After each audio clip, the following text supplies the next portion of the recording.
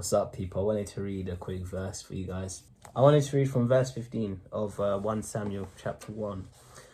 "Oh no, sir," she replied. "I haven't been drinking wine or anything stronger, but I am very discouraged, and I was pouring out my heart to the Lord. Don't think I am a wicked woman, for I have been praying out of great anguish and sorrow." "In that case," Eli said, "go in peace. May the God of Israel grant the request you have asked of him."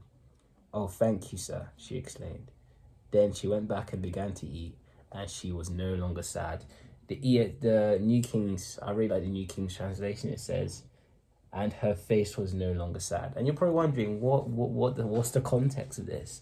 So the context is Hannah and her husband Elkanah has two wives. So this is her name was Peninnah. There's Elkanah, the husband, and his two wives, Peninnah and Hannah. Peninnah could bear children, Hannah could not bear children.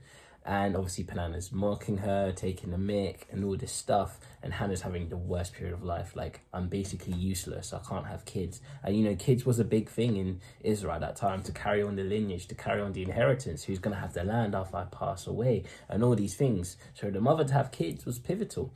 And Hannah couldn't have any. And so what we realize, if you read earlier the context, we see how Elkanah loved Hannah more.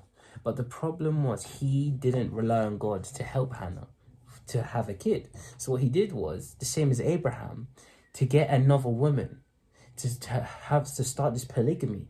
And we know God doesn't love polygamy. So he says, you know what, God's going to help us, but we're going to have another wife. I'm going to have two wives. This one's going to, give the kids, but we're meant to be devoted to one wife. And so the idea of when we always try to put things in our own hands, we fail every time. We fall into sin. God has a plan for everything. We might not see it. It might not make sense. We might think that what we're doing is good. But in reality, it's not. Trust God. He has a better plan, and he had it here. So if we continue to read, Elkanah decided to put it in his own hands. He started to stop praying and got another wife and have kids with her. And so Hannah she's broken. She's broken. She can't have another, she's not having kids. Like, her womb's refusing. She's probably been praying for this while. And look, we can see, verse 16, anguish and sorrow, absolute pain. Verse 15, Hannah answered and said, "No, my Lord, I am a sorrowful spirit." This is New King James. She's sorrowful. She's in pain. She's broken. Like, we feel broken sometimes and we don't know how to react. A lot of people put it into their own hands. They go to the drugs. They go to the alcohol. Eli thought she was drinking. Eli's the high priest at the time. Eli thought, this girl's drinking. She's crazy. She's drunk. But no. That's how much in pain she is. We always think that there is no way out of it. We just give up. We think there's no hope. Eli says, "In that case, go in peace. May the God of Israel grant the request you have asked of him." "Oh, thank you, sir," she explained. Then she went back and began to eat again, and she was no longer sad. The difference in her face of realizing the presence of God. God has heard your cry. God is there for you. That is the gospel. That is Jesus Christ. God is in your pain. He has bared your suffering. He knows what it's like to be hurt. He knows what it's like to be rejected. He knows what it's like to lose a friend. He knows pain. The other gods, the other religions, their God doesn't know what pain is. Our God knows what it's like to be human, to wake up every day and work hard. That's our God. He loves his creation. He comes to be part of it. He comes to walk with us in everyday life as a human. So God here knows the pain Hannah's going through. You're thinking, oh, what happens now? And we see Hannah has a kid. Hannah has the child, and he goes to be called Samuel, and she dedicates that baby to the Lord, if you continue to read. And they worshipped. And now look in chapter 2, verse 1. One of my favorite verses in the Bible. "My heart rejoices in the Lord. The Lord has made me strong. Now I have an answer for my enemies. I rejoice because you have rescued me. You have rescued me." You know, this was a woman who was broken, sorrowful, not that long ago. And the Lord is now the difference. The Lord is the salvation. The Lord is your hope. I'm just going to read it from here. My heart rejoices in the Lord. My horn, or power of strength, is exalted in the Lord. I smile at my enemies because God is the salvation. We need to stop putting ourselves as the hero, because frankly, I've tried it and I've failed many times.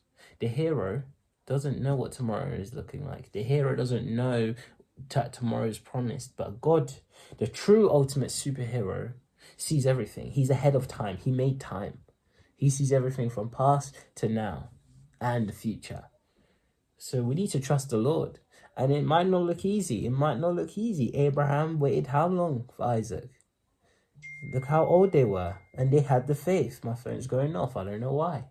But we need to have that faith that God will be your salvation. Who is your salvation? Is it you? Is it the things of the world that you put your faith in to try help you with that pain? Because it may help you with that pain, but the pain will come back. The drugs, the alcohol, you'll feel good for a bit. It doesn't fulfill you. It doesn't fill that gap. And in reality, those drugs and that alcohol that you put your faith in is, in fact, putting more damage in your body. So you're rotting inside. But Jesus Christ cleans you in and out. You know, look at Hannah. Look at the difference. God was the difference. She had a difference on her face. Her whole attitude changed. Look at the prayer, chapter 2. If you read the prayer she made, it's beautiful. Verse 9, chapter 2. He will protect the faithful ones, but the wicked will disappear in the darkness. He will protect you if you have faith. Have faith. He will protect you. He loves you. Trust him. Hannah was broken but restored in the Lord. Let God heal you. He will answer you. Yeah, that's what I learned today. I think it was a few days ago. But Hannah, she's, again, another example of what the Lord can do. Restores. He is the healer, the ultimate true deliverer from our sin, from our iniquity, from our pain, anxiety, depression, you name it. He is there for you. Trust him. Trust Jesus today. I hope this video has made sense. God bless you all.